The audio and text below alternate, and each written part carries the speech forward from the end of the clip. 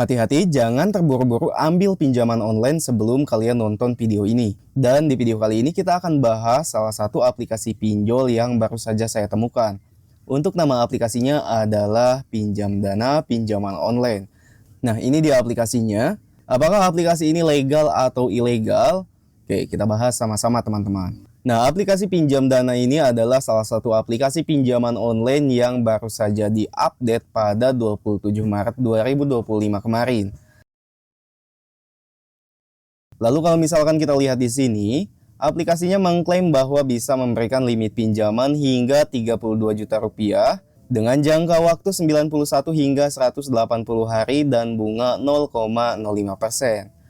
Tapi pertanyaannya, apakah semua itu benar dan apakah aplikasi ini terdaftar di OJK atau justru beroperasi secara ilegal? Nah, langkah pertama yang harus kita lakukan adalah cek legalitas. Di sini setelah saya melakukan pengecekan, ternyata aplikasinya adalah aplikasi yang ilegal per April 2025 ini. Nah, ini dia hasilnya.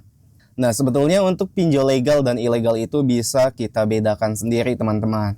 Ada beberapa ciri-ciri umum pinjol ilegal yang bisa kita lihat, seperti yang pertama itu syaratnya mudah dan pencairannya super cepat. Kemudian yang kedua, mereka akan meminta izin akses data yang berlebihan, tidak ada alamat kantor yang jelas, dan tidak transparan soal bunga dan biaya lainnya. Nah, sekarang kita cek izin aksesnya, apakah mereka meminta izin yang berlebihan?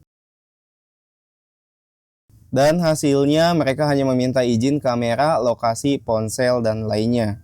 Nah, kalau misalnya kita lihat di sini, untuk izin aksesnya memang tidak terlalu berlebihan teman-teman. Kemudian, apakah aplikasi pinjol ini memiliki alamat yang jelas? Nah, untuk alamat kantornya sendiri, di sini memang tercantum yaitu di Jalan RS Fatmawati nomor 40. Nah, untuk ini saya belum bisa memastikan apakah keberadaannya memang ada atau tidak. Jadi buat teman-teman yang memang dekat dengan lokasi ini, silahkan boleh berbagi informasinya di kolom komentar. Kemudian untuk masalah transparansi soal bunga dan biaya lainnya, sekarang kita cek dengan membuka aplikasi ini dan mulai mengajukan di aplikasi pinjol ini teman-teman. Nah, ini adalah tampilan awal saat kalian pertama kali membuka aplikasi Pinjam Dana ini. Di sini ada keterangan limit tertinggi yaitu 32 juta rupiah. Dan sekarang kita coba mulai memilih opsi ajukan pinjaman. Oke, seperti pinjol pada umumnya, di sini kita harus mengisi beberapa informasi terlebih dahulu.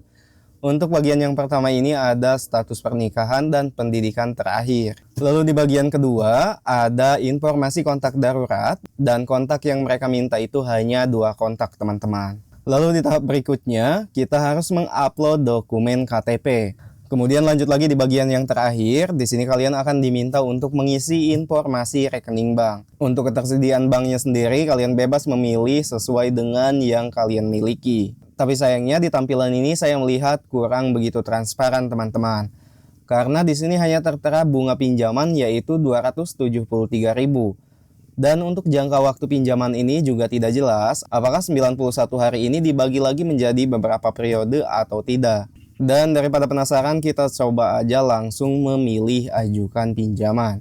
Oke, sampai sini untuk pengajuannya sedang ditinjau. Dan untuk keterangannya, setelah verifikasi berhasil, dana akan dicairkan ke bank Anda. Tapi feeling saya untuk pinjaman ini tidak akan disetujui teman-teman. Karena biasanya untuk pinjol-pinjol seperti ini hanya melakukan pencurian data aja. Terlebih lagi kalau misalkan kita lihat, memang bunganya yang tadi itu sangat kecil sekali teman-teman. Jadi sangat tidak masuk akal. Oke, buat kalian yang memiliki pengalaman terkait dengan aplikasi ini, silahkan boleh berbagi pengalamannya di kolom komentar. Saya akhiri untuk pembahasannya. Terima kasih sudah menonton dan sampai jumpa di konten berikutnya.